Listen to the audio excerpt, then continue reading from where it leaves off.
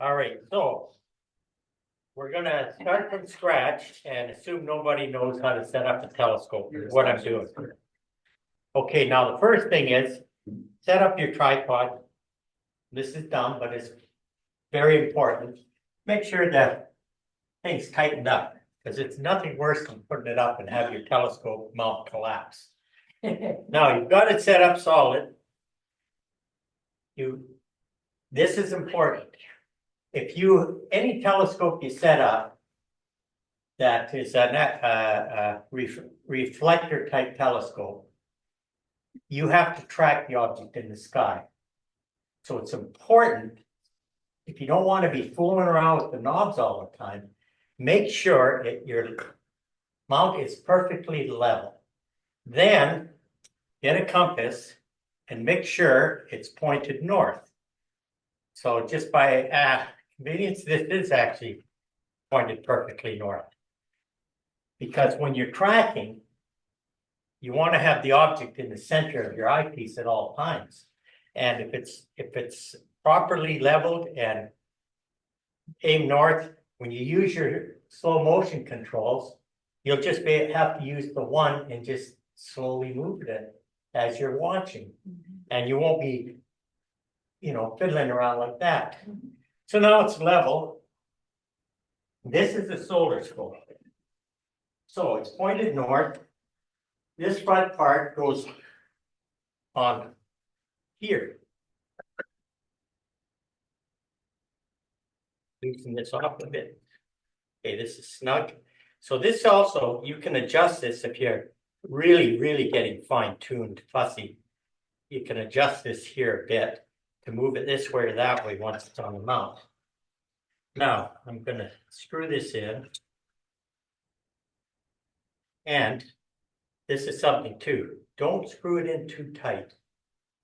Because if you're out in the winter time and it's cold, you tighten it up too much, you might have a hard time untightening it after, because the metal expands. If it was in the warm and in the cold, you have that expansion and contraction. So, do that. Now, the next thing is I have to put a counterweight on.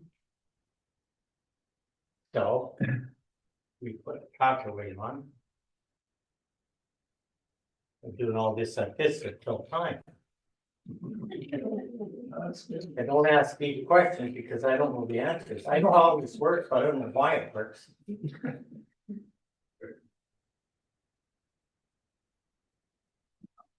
Put counterweight on, and How do you know how much counterweight to put on and where to put it? when you balance it, that'll come. Hmm. So that's why I stuck it up there, because I know that's not balanced. Okay. Okay, so put the counterweight on. Now take these gears are off, and okay, this here is north. I marked the north part so I know where to mount the telescope on here. So I'll put the brakes on here to hold it, and take the solar scope. Sure, this is tightened out a bit, and put it on here. So I'm going to carry on, because with the eyepieces and that, there's a lot of weight on this end of the scope. So put this on here like this, and then loosen off these gears.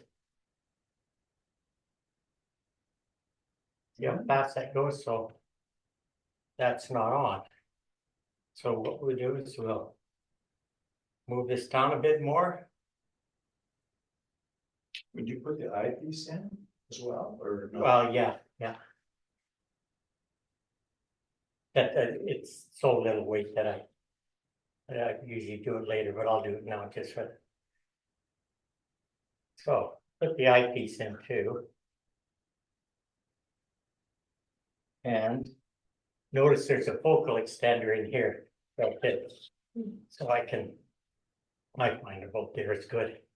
And that'll, just for folks, because different power eyepieces, you need a little different focal lengths. Ah, So this is that.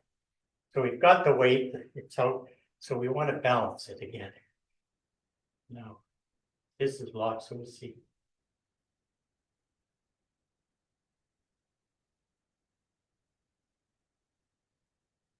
It's pretty good. what is it you want it to do? Well, you don't want to strip the gears. So it's important that the weight is perfectly even. So there's no stress on that, on the gears when you're operating the telescope. How do you know it's even? Because see how smooth it is when it goes down? It's not like falling. Now watch, It's not picking up speed. watch this. When it's not in balance, I'll take my hand away, I see. you see? So it's important that your telescope is balanced. Even when you're not using motors like I do. Okay, let's try this again. I'd say that's fairly close, okay. So now it's balanced. Take the lens cap off. But now what I have to do is put the motor, I have to hook up the clock drive. So this is a battery pack. I'll just hang it on here. And I plug in this controller. Now, there's right ascension and declination. This is right ascension, it's like a telephone plug. It goes in. And this is declination over here.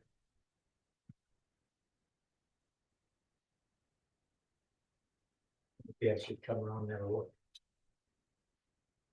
That hooks in there. So now, this is what they call a clock drive. This is how they operated telescopes for computers. Is they basically have a clock, the same mechanism as your standard wind-up clock or electric clock that's hooked up to the gears, and you have an option here, north hemisphere or south hemisphere. You have 2 times, 4 times, and 8 times. So 4 times is what I use when you're doing the sun. And that's your speed. The high one you just do if you want to bump it a bit. You want the motor to move a little faster. But 4 times is for the sun, and south where north is the northern hemisphere, so we're on north. So you put that on, and now this here will drive your telescope. Now there's a way with these to loosen this off, and I can go to manual control. And then when I want to engage the motor, I put it on, I tighten this up, and that engages the gear. And this is what basically is tracking the sun. If you're polar aligned, level, facing north, up at Madeira Park, one star party, this thing tracked for about 3 hours and was right perfect on the sun because I had it perfect. I was on concrete. Your biggest goal when you're out doing star parties is kids grabbing the mount or grabbing the eyepiece. You have to. I try to bring a stool with a handle on it so they can hold on to it, because if they just bump it a little bit, it throws everything off, and then you're fooling around every few minutes trying to straighten it out. So basically, the same principle works with your land telescope. You've got to, if you don't want to be constantly fooling around to get the image in, perfectly level, and you're good. So that's basically the setup on it. And this is a solar scope strictly meant for looking at the sun. Now, if you've got questions about how it can go from 8 angstroms to, the brightness of the sun and all these technical questions, I haven't got a clue. Don't care either. I go out there, enjoy looking at the sun. If I see prominences or spots, what I always like to do, and what I was told early on when I first joined, people told me, make sketches, diagrams, record it, and you'll train your eye to learn to see, to be an observer. And that's the difference between most astronomers and the general public. You'll notice when they come to the telescope, we learn to look. And we look to learn, and it takes a little bit of time to get your eye to see things. Yes, That's why the club sells observing books. yeah, We have and it has inside, I sold that little commercial break here. Inside it's all the best books. yeah. So you've got an observing book. See, this is something important too. I've been around this club for a long time, and we're amateur astronomers. So a lot of people say to me, we don't want to go on the desk because I don't know enough about the stars and that.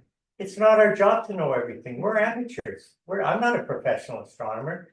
I'll bring my night watch book with me, and if someone asks me a question I don't know, I'll just say, you know what, I'm an amateur, I'll look it up. I've got it. And look it up. Don't be shy about helping on the desk and that, because we aren't pros. We are amateurs. I usually point to someone else. Yeah, or do that, or Yeah. That's good. I'm at 40 degrees latitude in the southern hemisphere. How would you adjust the? okay. What it is right here. There's I'll put this over here for now. Actually, I didn't set up the plate for this, so I usually have something to sit on. What you do is right here, it gives you your declination here. What you do is you loosen these off. If you've got whatever way you need to go, and you adjust it here. See how that's tilting? So right now, this is set for here. And I've got it set and I don't fool with it. So basically, that's it. It's okay. Now, a few things about this scope. Okay, well, actually, what I see. And if you okay, let's just take a date here. Here's our thing here. March the 9th, 2010. Yeah, good. See, that's what the sun looked like, or Oh, yeah, okay. Oh, I see. You got the spot. yeah, so there's the flares, there's the sun, X 1.5 class flare on that date, March 9th, 2010, at 11 a.m. So I must have been in Arizona then, at 11 a.m. So it's always the sun. You're always sketching the sun, or do you? Yeah, sketch the moon? I used to do the moon years ago, but I don't bother anymore. I mean, I've seen it a million times. And the other thing is now is guys like Richard, they're putting photos up there that blow my mind. Like Yeah. we never had guys in the club could put up photos like that except for Irwin. And so now, like I kind of, it's so well done now. It's I go, I can't compete with that. I know where to see them. I know where to Yeah. find them. So I've got a tour of you. I'll tell you another thing about this scope now. This is a light solar scope built specially just for looking at the sun. It's a bit pricey, but and I don't do this for public outreach. That's why I sure would like to have a members thing at the observatory. This is what they call a double stack. Now, when I put this on, it darkens it down, but I get way more surface detail. When you see those photos of the sun and all the little, All the Yeah. waves. Yeah. Squiggles, Yeah. You can see that. that's, yeah, really big time. But the trouble is, with the general public, a lot of people have trouble just getting their eye lined up to look at the sun. Then they see this thing and they, oh, it's an orange thing and that's it. But if you put this on, it's gotta be finer tuned. And you've gotta take your time and look a bit, because it's a darker image. And you've gotta tune it, but it's spectacular. But if it's too much work when you have a lineup of people to try to get it focused for every single person, because it's dark and it's different for everyone. So you've got this, and then this is what they call a pressure tuner. And what it does is it compensates for altitude, sea level. It's like so if you're at 10,000 feet, you're probably at a different tuning than on land. But I don't find that it works exactly like that here for some reason. I don't know if it's there's rubber O-rings in here, if they're perfectly sealed or not, because I feel it loses a little pressure for me. And these are very, very large threads here. So I've always felt that when I pressure tune it, at times I have to put it in quite far to get it really sharp. And I think I lose pressure to the O-rings. I've gotten other O-rings and replaced them, but it's just a little quirky thing, but that's okay. Every hour or so, all you do is you back this off, release the pressure, and then repressurize it. And that changes the angstroms, which is, it's kind of it goes from 0.08 angstrom to basically 1 angstrom. And 1 angstrom is a unit of measurement of the light on the sun. So this goes from 0.08 to 1 angstrom. What that means, I have no idea. You're just making a wider band of Yeah. color. Yeah. So this ends up being quite, it can be pretty spectacular, especially last year when we had all those flares and everything. It was something. At home, I put this on and this can be tuned too. There's a little thing here. But I'd like to see us, get up at the, Yeah.